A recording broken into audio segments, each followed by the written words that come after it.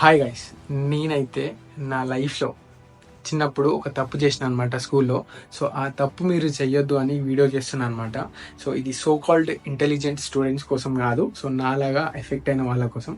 ఏంటి అని అంటే, నా 10th క్లాస్ సర్టిఫికేట్లో నేను డేట్ ఆఫ్ బర్త్ అనేది తప్పుగా మెన్షన్ ఉంటే నేను అది కరెక్ట్ చేయించుకోలేదనమాట.